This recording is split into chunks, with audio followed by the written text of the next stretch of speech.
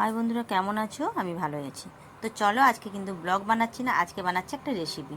আমি আগে প্রায় প্রত্যেক দিন একটা করে রেসিপি দিতাম, তো তারপরে রেসিপি দেওয়া সম্ভব হয়ে উঠলো না। আমি ব্লগও দিই, মাঝে মধ্যে রেসিপি দিই। তো আজকে অনেক দিন ধরে আমার মেয়ে বলছে কড়াইশুঁটির কচুরি খাবে। এ সিজনে একবারও বানানো হয়নি, তাই আজকে ভাবলাম বানিয়েই রাখি। তো পুরটা আমি আগের দিন বানিয়েছি, পরের দিন কচুরিটা বানিয়েছি। চলো তোমাদেরকে পুরোটাই দেখাই। দেখেছো, কড়াইশুঁটিগুলো নিয়েছি, খোসা ছাড়িয়ে নিয়েছি, টাটকা কড়াইশুঁটি। তো এই টাটকা কড়াইশুঁটিরই টেস্টটা ভালো হয়। যেটা বাজারে বিক্রি হয় প্যাকেটে, ওটাকে কিন্তু ভিজিয়ে যদি বানানো হয় এতটা টেস্ট হয় না। ওটা করা হয়, কিন্তু বেশি টেস্ট হয় এই কড়াইশুঁটিটা। তো কড়াইশুঁটিটাকে জল দিয়ে ভালো করে মিহি পেস্ট বানিয়ে নিয়েছি। খুব মিহি করে কিন্তু পেস্ট বানাতে হবে, প্রয়োজনে একটু জল দিতে হবে। আর যদি একটু দানা দানা থেকে যায়, তাহলে যখন পুর বানানো হবে তখন ওই দানাটা পুর ফেটে বেরিয়ে যাবে, তাহলে মশলাটা বেরিয়ে যাবে।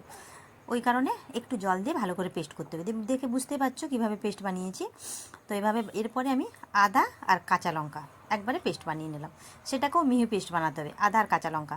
তো তোমরা এখন বলতেই পারো, তো একসঙ্গে তো কড়াইশুঁটির সঙ্গে আদা কাঁচা লঙ্কা পেস্ট বানাতে পারতাম, আলাদা কেন করলাম? আলাদা কেন করলাম ওটাও বলছি। চলো, তেলের মধ্যে দিলাম কালো জিরে, এবারে দিলাম আদা আর কাঁচা লঙ্কার পেস্টটা। তো এখানে অনেকে হিং ব্যবহার করে, আমি কিন্তু হিং দিলাম না, কারণ আমার হিংটা এতটা এই কড়াইশুঁটির মধ্যে এতটাও আমার ভালো লাগে না।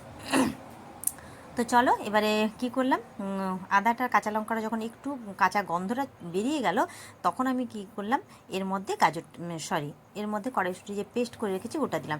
তার আগে দিলাম নুন। আমি দুরকম নুন ব্যবহার করেছি এখানে, একটা বিট নুন আর একটা এমনি নর্মাল নুন।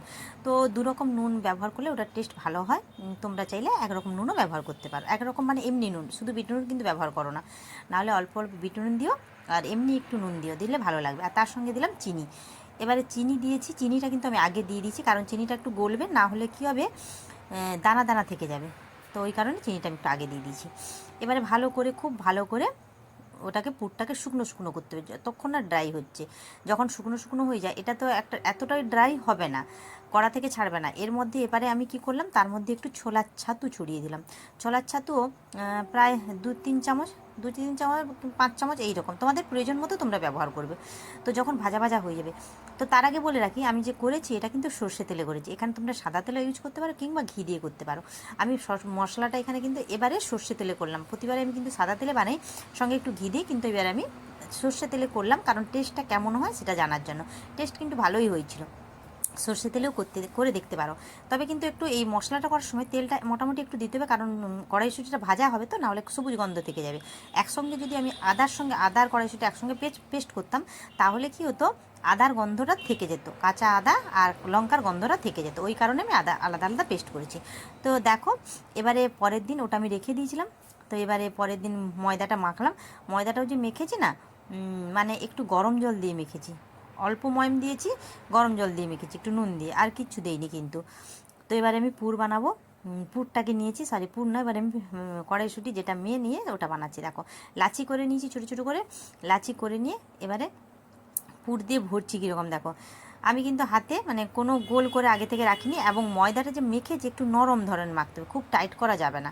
এই দেখো, দেখেছো কি সুন্দর পুর হয়ে গেছে, মানে ওটাকে কিন্তু ফেটে বেরাবে না। এইভাবে যদি আমি পুরটা দাও তোমরা, আমি এইভাবেই পুর দিই, তো তোমরাও যদি এইভাবে পুরটা দাও না, একটা কড়াইশুঁটিতেও কিন্তু ফেটে পুর বেরাবে না, সাবধানে দিতে হবে।